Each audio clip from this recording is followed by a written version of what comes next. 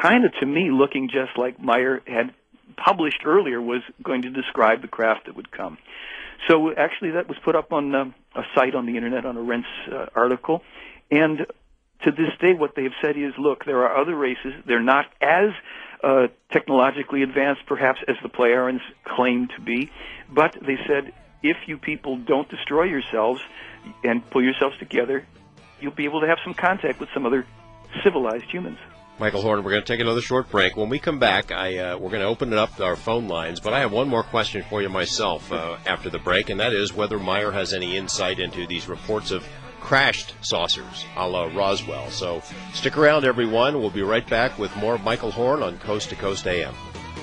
Just like yesterday, then I'll get on my knees and pray.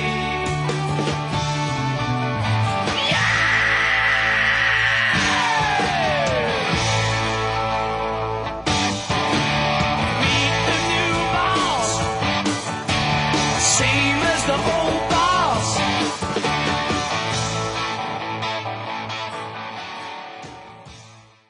Welcome back, everyone. Thanks to the listener, I think her name was Paula, who called in, left a message that the name for this particular full moon is a wolf moon.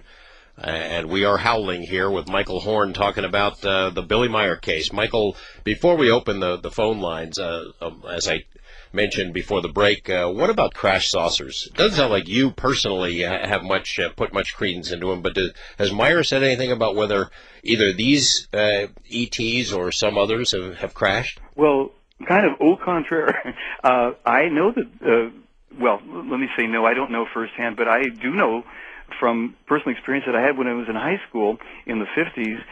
I was talking to a kid who was telling me that his dad's in the Air Force and there was a crashed flying saucer, and they took it to a Air Force base in Ohio, which I later found out, I think he was talking about Wright-Patterson. No, indeed, these things have happened, and there have been a number of them.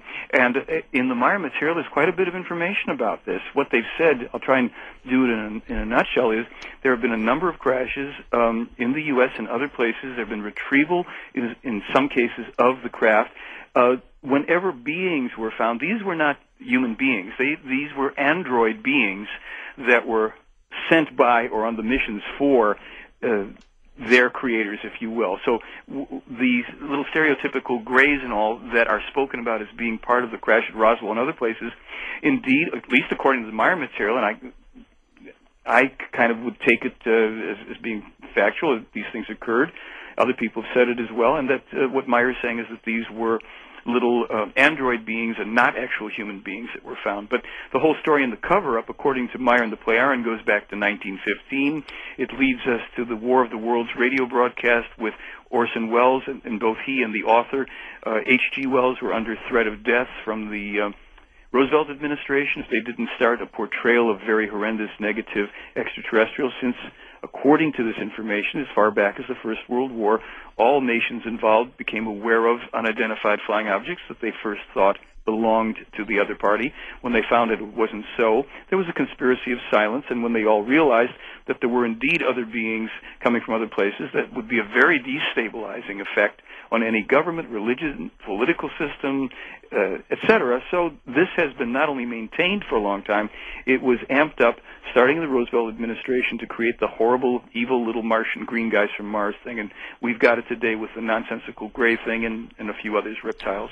Well, I had an ulterior motive sort of for asking that because in addition to my interest being piqued by that book, The Contact from the Pleiades, is that when I first started working on the Area 51 stories and met Bob Lazar, and I recognize a lot of folks don't believe Bob, and that's very controversial, sort of like Billy Meier in the same venue, but the same vein, but that Lazar had said that one of the craft he saw out at S4 south of Groom Lake was what he called the sport model, right. And it was in essence that sleek beam ship that Billy Meier featured, I think, on the cover of that book.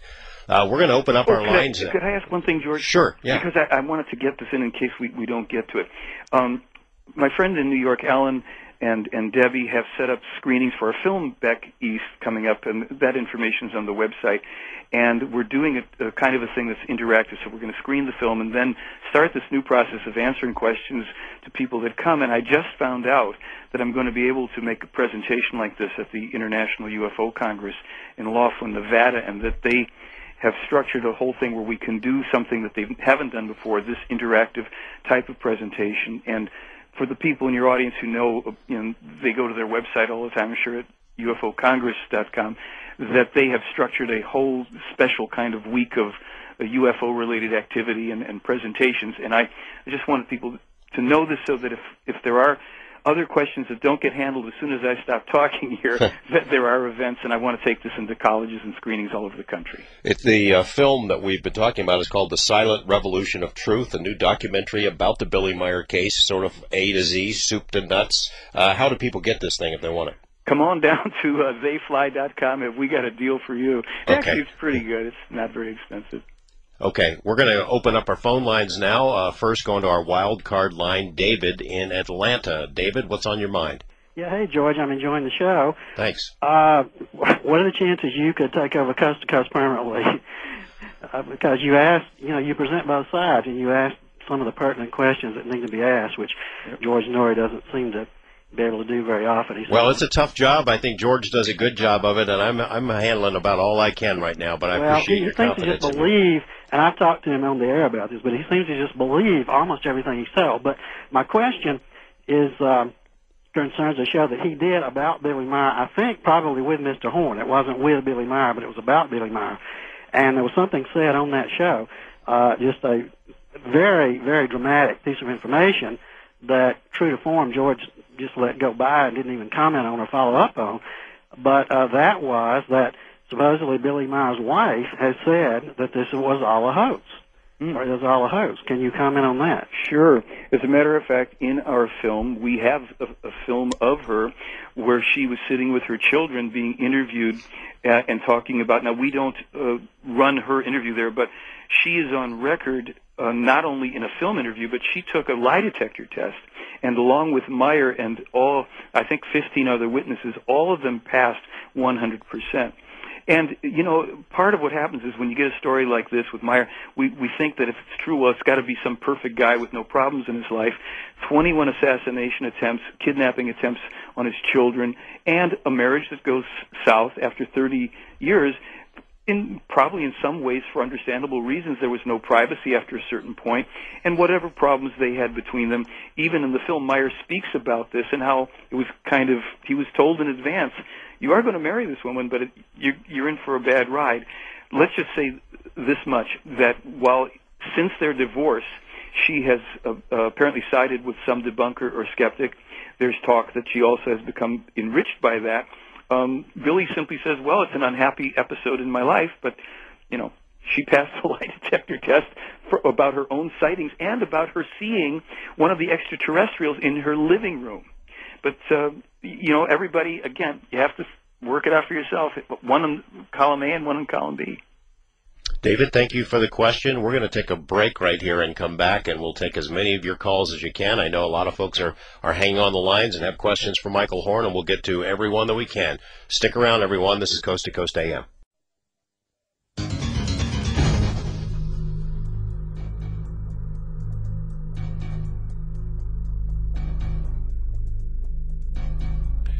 Welcome back to Coast AM, everyone. I'm George Knapp. We have some time left with Michael Horn to talk about the Billy Meier case, and we're going back to the phones.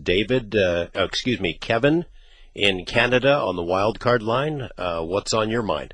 Hello there. Yes, this is Kevin in Iroquois Falls, Ontario. How's it going there, George? It's going just fine. What's your question? Well, yes, I heard talk about the contactees, and then also heard talks about UFO crashes as well. And I hear about the crashes in Philadelphia, in Pennsylvania, and in Roswell, but never heard talk about the UFO crash up here in northern Ontario back in the 1950s, and was also an inadvertent contactee experience as well.